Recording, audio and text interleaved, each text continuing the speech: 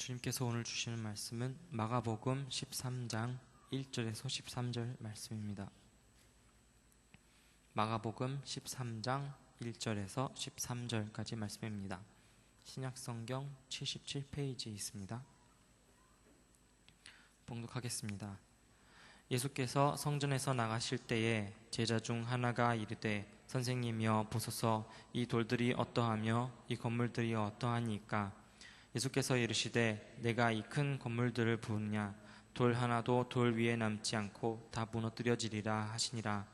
예수께서 감람산에서 성전을 마주 대하여 앉으셨을 때에 베드로와 야고보가 요한과 안드레가 조용히 묻되 우리에게 이르소서, 어느 때에 이런 일이 있겠사오며 이 모든 일이 이루어지려 할 때에 무슨 징조가 있사오리까? 예수께서 이르시되 너희가 사람의 미혹을 받지 않도록 주의하라. 많은 사람이 내 이름으로 와서 이르되 내가 그라하여 많은 사람을 미혹하리라. 난리와 난리의 소문을 들을 때에 두려워하지 말라. 이런 일이 있어야 하되 아직 끝은 아니니라. 민족이 민족을, 나라가 나라를 대적하여 일어나겠고 곳곳에 지진이 있으며 기근이 있으리니 이는 재난의 시작이니라.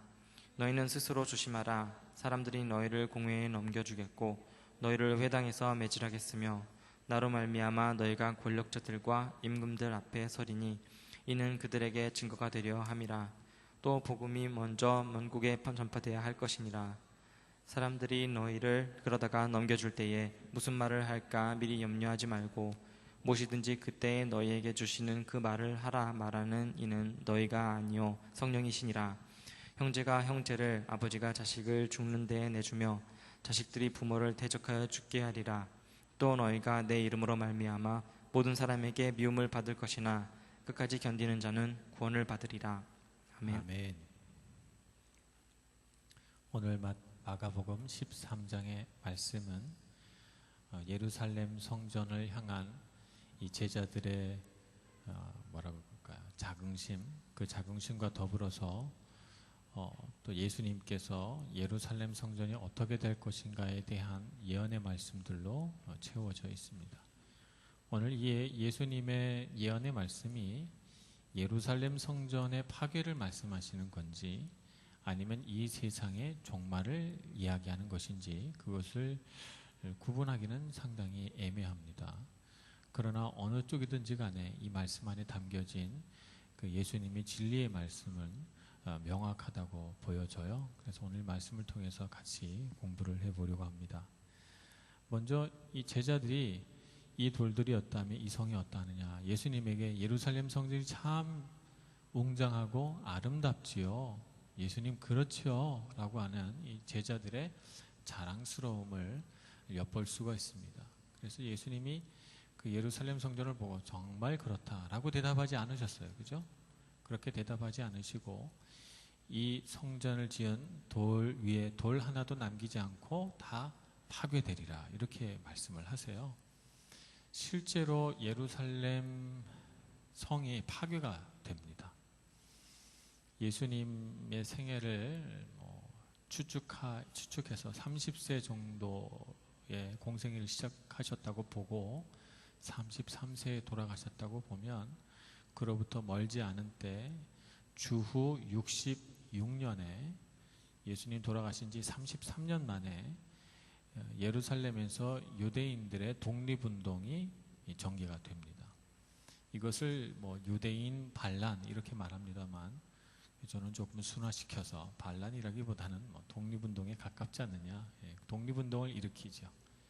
그래서 이것을 진압하기 위해서 당시 중동에 파견한 군대가 시원찮았기 때문에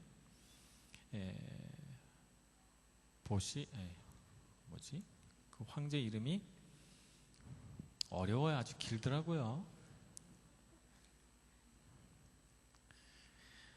베스파시아누스 황제예요. 뭘 파다가 말았나 봐요. 여러분 감사합니다. 이렇게 썰렁한 농담에 웃어주셔서. 오늘 재직회 때 제가 농담을 하나 했는데 아무도 안 오셔가지고 그래서 저 혼자 웃다가 민망해서 얼굴 빨개졌는데, 어쨌든 베스파시아누스 황제, 이 베스파시아누스 황제는 군인으로서 황제가 된 군인 황제 시대를 연 사람이라고 말할 수 있어요. 군인 황제가 제가 알기로는 한 3명인가 이렇게 등장하게 되는데, 이 베스파시아누스 황제가 68년도에 이곳에 파견이 돼서 예루살렘 성을 포위합니다. 반란이 일어난 지 한 2년 경과한 시점에 예루살렘 성을 완전히 뺑둘러서 포위하고, 예루살렘 성체 자체가 굉장히 견고하고 난공불락의 성으로 지어졌기 때문에 허물지를 못하고 거기서 장기 대치를 하고 있는 중에 갑자기 황제 자리가 비어서 베스파시아누스 장군이 황제로 불려지게 됩니다. 그래서 급히 그 전쟁터를 아들 티투스에게 맡겨놓고 로마로 돌아가게 되죠. 그래서 티투스가 주후 70년경까지 치열한 전투를 벌여서 이 예루살렘 성을 드디어 함락하게 되는데, 함락하는 과정을 보면 흙을 예루살렘 성 높이까지 쌓고 또 공성기를 그 위에다 올리고, 그래서 정말 양쪽 측이, 로마군은 로마의 자존심을 걸고 예루살렘 사람들은 예루살렘 부흥과 자신들의 생명을 걸고 치열한 싸움을 4년 이상을 벌인 끝에 70년에 함락이 됩니다. 로마 군인들이 너무 화가 나서 너무 이 성을 함락하는데 고생을 했고 많은 인명피해가 왔기 때문에 한 명도 살려두지 마라 그래요. 그래서 그 예루살렘 성 주민들을 한 명도 남기지 않고 노약자를 비롯한 모든 사람들을 다 죽이고, 그리고 다시는 이 예루살렘 성 안에 이렇게 들어와서 공성전을 벌이는 일이 없도록 성을 다 허물어 버리라고 합니다. 그래서 예수님이 말씀하신 대로 돌 위에 돌 하나도 얹혀지지 않을 정도로 완전히 파괴가 돼서 다시는 로마로부터 독립을 꾀하는 이런 반란이 일어나지 못하도록 철저하게 파괴시켜 버리죠. 그것이 주후 70년경에 일어난 사건입니다. 그 예루살렘 성이 파괴되는 사건을 계기로 해서 그리스도인들이 엄청난 박해를 로마와 유대인 양측으로부터 다 받게 됩니다. 로마는 유대인이라고 박해를 하고, 또 유대인들은 그리스도인들이 우리에게 협력을 안 해주고 협조하지 않았다, 로마의 편을 들었다, 이렇게 그들의 불편한 마음을 그리스도인들에게 뒤집어 씌워서 실제로는 그런 일이 일어나질 않았는데, 그래서 그리스도인들은 예루살렘 성에 있기가 어려워집니다. 그래서 뿔뿔이 다 디아스포라로 흩어져 가면서 기독교가 아프리카 북부와 소아시아와 또 유럽에까지 전해지게 되는 계기가 되죠. 예수님은 바로 가깝게는 이런 예루살렘 성전의 파괴, 멀게는 세상의 종말을 바라보시면서 얘기하셨던 것 같아요. 그래서 예수님께서 지나가는 말로 이렇게 말씀하셨을 때는 제자들이 흠칫 놀라면서 질문을 못했는데, 조용히 있을 때 4명의 제자 안드레와 베드로, 야고보와 요한이 예수님에게 질문하면서 이런 일이 언제 있겠느냐 이렇게 물어봅니다. 그래서 예수님께서는 그날과 그때는 이제 아무도 알지 못하지만, 그러나 그날이 도래하기 전에 미혹을 받을 일이 많을 테니 깨어 있으라, 그리고 미혹을 받지 않도록 조심하라, 이런 말을 제자들에게 가르쳐 주십니다. 실제로 어떤 궁극적인 종말이 있기 전에 하나님의 백성을 하나님의 품에서 빼앗아 가려고 하는 아주 격렬한 이런 싸움들이 우리 하나님을 믿는 사람들 가운데 일어납니다. 실제로 유럽 땅도 기독교가 한때 중흥했다가 개신교도 한때 굉장히 불같이 일어났다가 사그러들면서 많은 이단들이 그 자리를 대신하고 들어와 있습니다. 우리 한국에서는 이단 종파라 그러면 이번 세월호 사건 때문에 유명하게 된 구원파는 정말 그 뿌리가 굉장히 깊어요. 기독교가 우리나라에 전래된 때부터 구원파가 생겨서 여러 사람의 교주를 거쳐서 여러 갈래길로 분화가 돼서 똑같은 수법을 가지고 사람들을 미혹하는데, 그런데도 사람들이 넘어가니까 참 안타깝기가 그지없습니다. 거기서 배운 이 이단 종파의 노하우를 가지고 계속해서 새로운 이름의 이단들을 만들어냅니다. 그래서 이재록 목사라든지 혹은 또 그 추수꾼이라고 불리는 그 이단 종파를 뭐라 그러죠? 예, 신천지라든지 이런 이단 종파들이 계속해서 생기고 있죠. 예, 기억력이 자꾸 떨어지고 있어요. 여러분들이 기도해 주셔야 됩니다. 그래서 이런 이단 종파가 유럽 땅에도 굉장히 많이 나와 있죠. 오히려 한국에서보다 퍼센트로 보자면 이런 유럽 땅에 훨씬 더 이런 이단 종파들이 활발하게 활동하고 있고, 실제로 한국에 있는 이단 종파들이 한국에서는 더 이상 자기네들이 개척할 것이 한계에 포화 상태에 도달했다. 그러니 해외 시장을 개척하자. 그래서 이단 종파들을 수출합니다. 그래서 잘 훈련된 사람들을 재정적으로 지원해서 유학생이라든지 이민이라든지 이런 형태로 해외로 내보냅니다.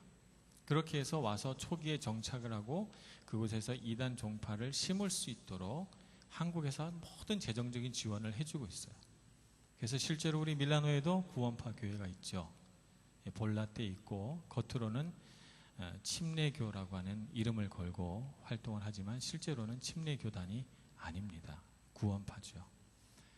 그리고 신천지가 들어와 있고, 이재록 씨는 잘 모르겠고 JMS도 들어와 있는 걸로 제가 알고 있고, 많은 이단 종파들이 활동하고 있어요. 다행인 것은 밀라노에는 한인들이 그렇게 많지 않기 때문에 활발하게 활동을 못해요. 그러나 프랑크푸르트라든지 베를린이라든지 영국 런던이라든지 이런 데는 한국 사람들이 많기 때문에 그만큼 이단도 강력한 힘을 가지고 포교 활동을 하고 있습니다. 그래서 여러분들이 혹시라도 이런 것 친구들 가운데서 이런 소식이 들리면 경계시켜야 되고 조심해야 됩니다. 자, 그런데 이 이단 종파들이 보통 우리에게 마음을 미혹하는 방법이 있어요. 어떤 방법이 있는가 하면 첫 번째가 두려움을 심는다는 것입니다. 이단 종파들은 종말의 때가 가까웠다고 말하고 우리 마음속에 자꾸 두려움을 심습니다. 그래서 뭔지 모르지만 이렇게 우리 마음속에 두려운 마음을 일으켜요. 예를 들자면 예전에 LP, 제가 학교 때 LP가 있었어요. 여러분 보셨는지 모르겠어요. 까만색인데 이렇게 커다란 레코드판. 그거를 거꾸로 돌리면, 그걸 왜 거꾸로 돌리는지 모르지만 거꾸로 돌리면 이제 사탄이 이렇게 말하는 소리가 들린대요. 그런 거. 그 다음에 어떤 음악을 들으면 그 음악 속에 그 사탄의 메시지가 들어있어서 자꾸 들으면 이 사람이 미친다. 혹은 영이 이렇게 나빠진다. 이런 얘기들.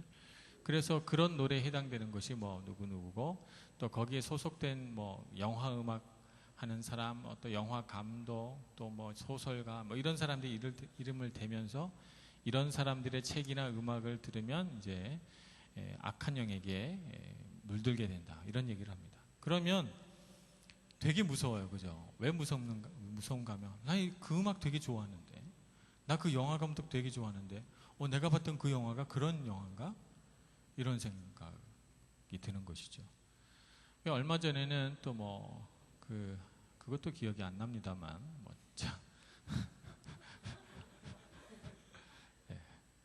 전시안.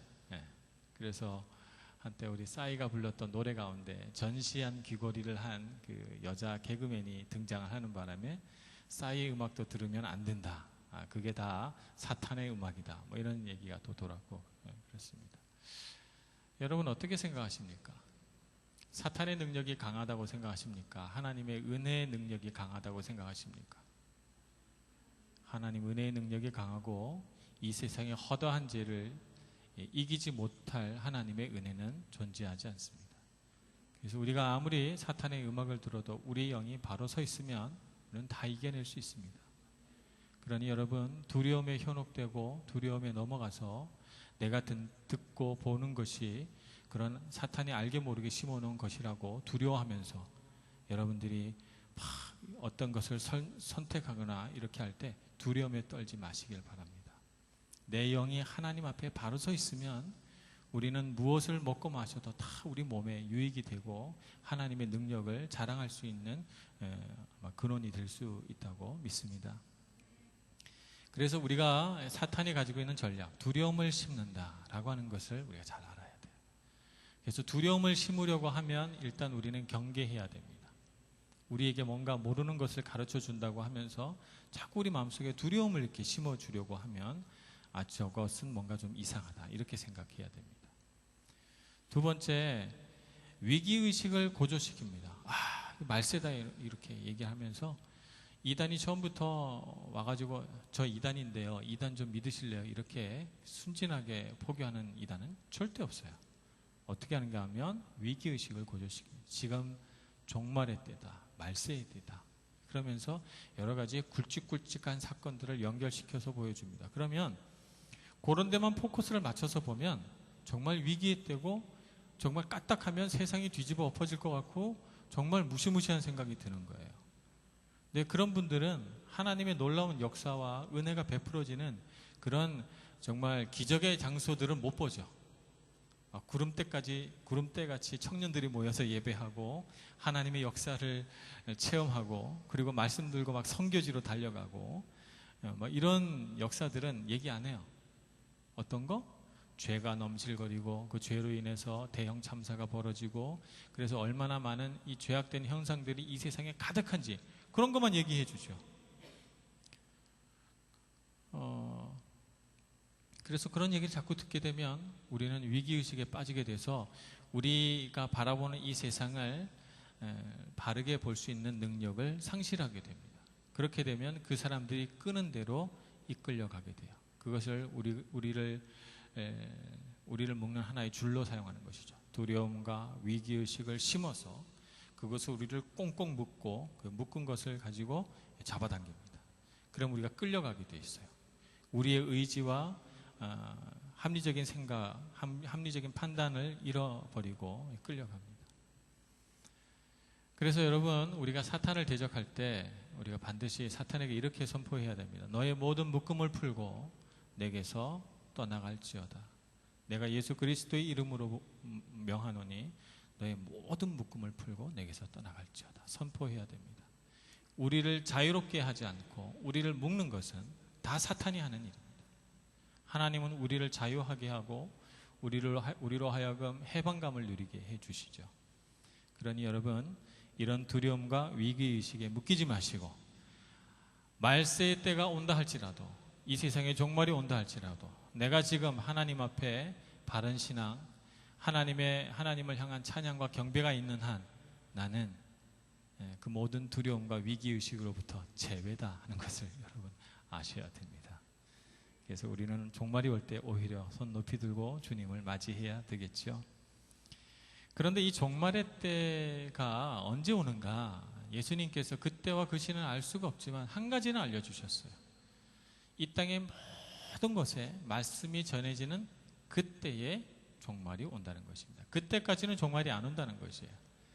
그래서 종말의 때 말씀이 세계 곳곳에 전해질 때에 그 전해지는 곳마다 핍박과 박해가 일어난다는 거예요. 그래서 하나님 믿는 일이 점점 더 어려워지고 말씀이 깊이 구석구석 들어갈 때마다 정말 많은 사람들이 이 복음으로 인해서 고통당하고 핍박당하게 된다는 거예요. 어떤 책에 보니까 복음은 피를 흘린 만큼 전해진다라고 하는 말씀이 있더라고요.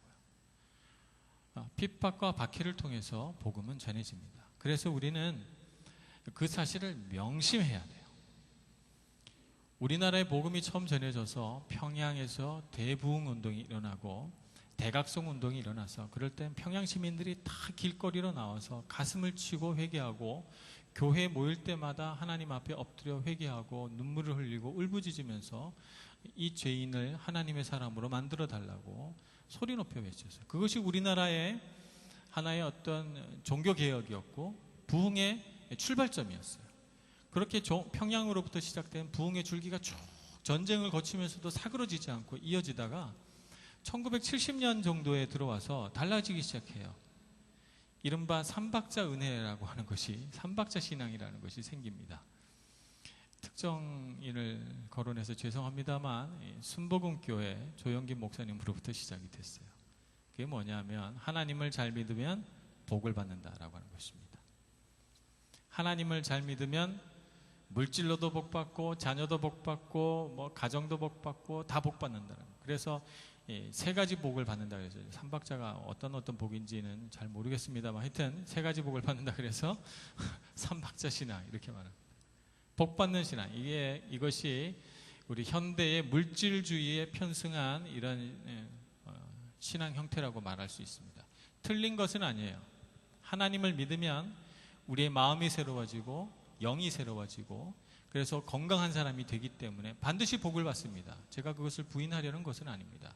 근데 순서가 바뀌었다는 거죠. 하나님을 믿어서 그냥 복을 받는 거지 복을 받으려고 하나님을 믿어서는 안 되는 거예요. 이 순서가 굉장히 중요한 거예요. 그런데 삼박자 신앙에서는 교회 가면 복 받는다. 그러니 복을 받기 위해서라도 교회 가라 이렇게 얘기를 합니다. 그래서 많은 사람들이 그러한 메시지를 듣고 교회로 달려가기 시작하고 병 들린 사람, 물질적으로 가난한 사람 이런 사람들이 교회에 와서 복 받았다고 말하기 시작하면서 우리나라 교회가 엄청난 부흥을 이루기 시작합니다. 1970년부터. 그래서 소위 말하는 초대형 교회, 10,000명이 넘어가고 몇만 명이 되는 초대형 교회가 그때 비로소 탄생하기 시작합니다.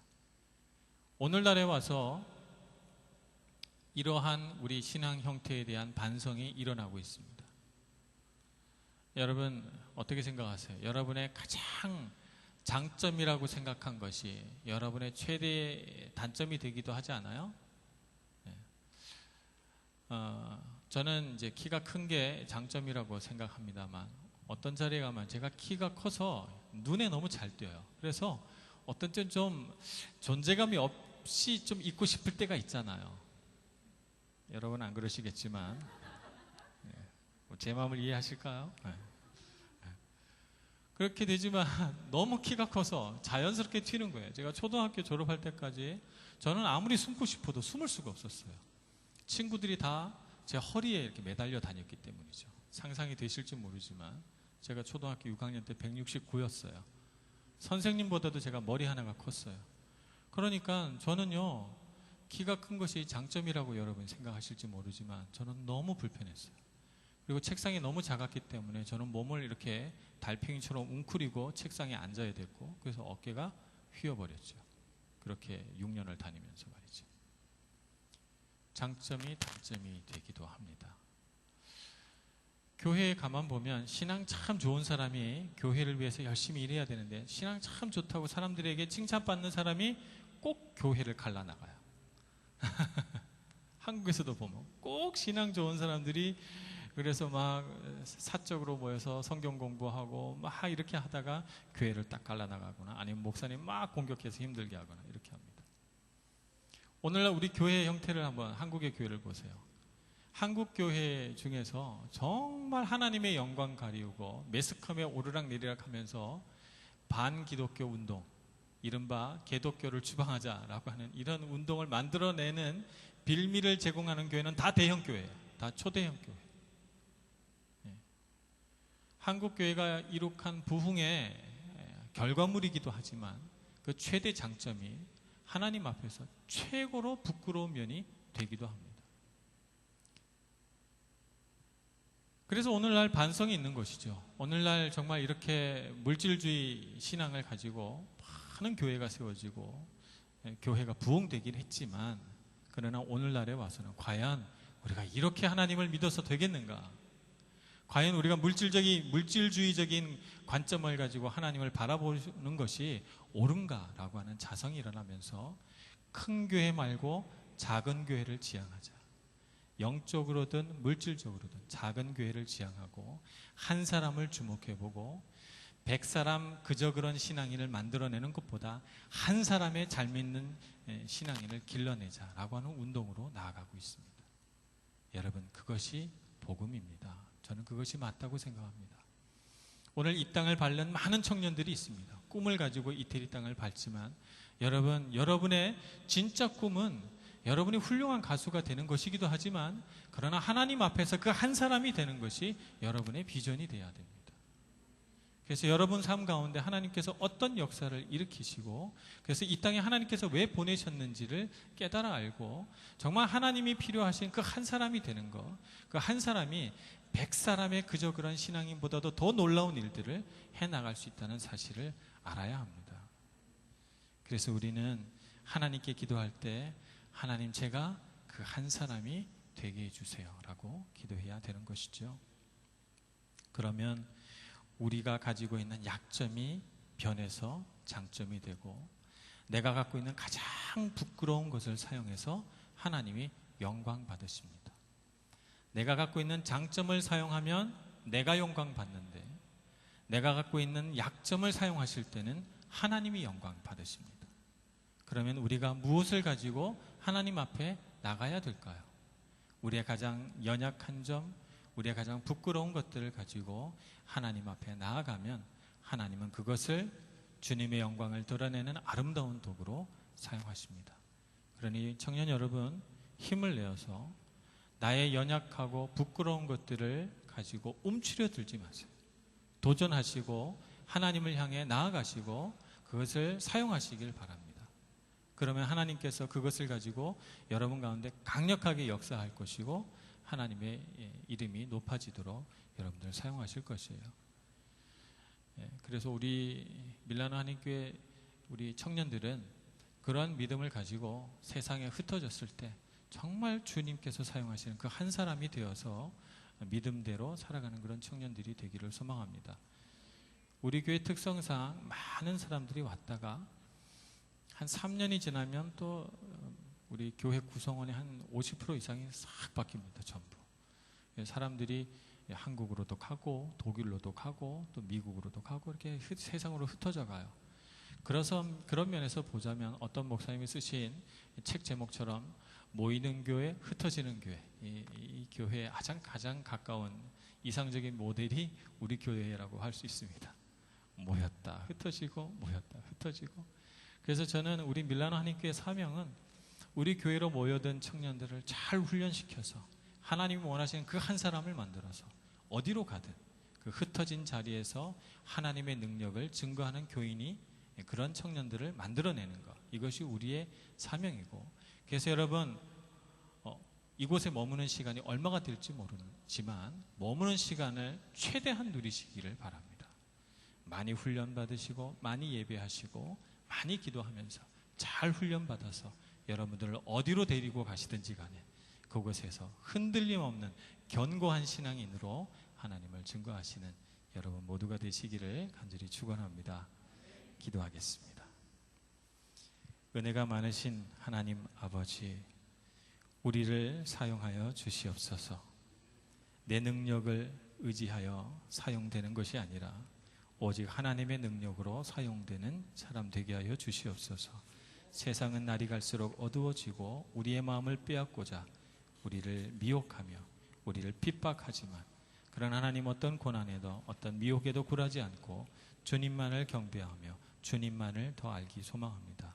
저희들의 손을 꼭 잡아주시고 주님을 믿는 믿음 안에서 견고한 신앙인이 되게 하여 주시옵소서. 예수님의 이름으로 기도합니다. 아멘.